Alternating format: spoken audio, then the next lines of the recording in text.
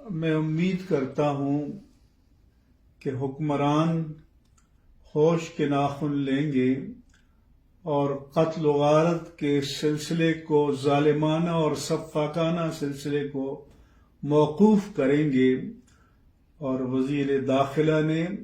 جو فرعونیت کا لب و لہجہ اختیار کیا ہے اسے لگام دی جائے گی۔ اگر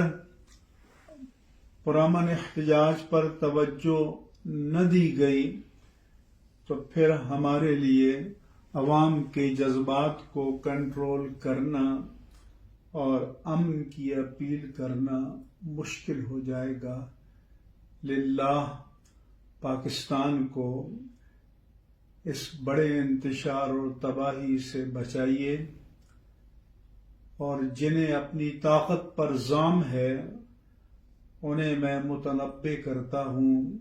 کہ رب ذوالجلال سے بڑھ کر کوئی جبار، کوئی قہار، کوئی قوی اور کوئی عادل نہیں ہے، اس کے انصاف سے ڈرو۔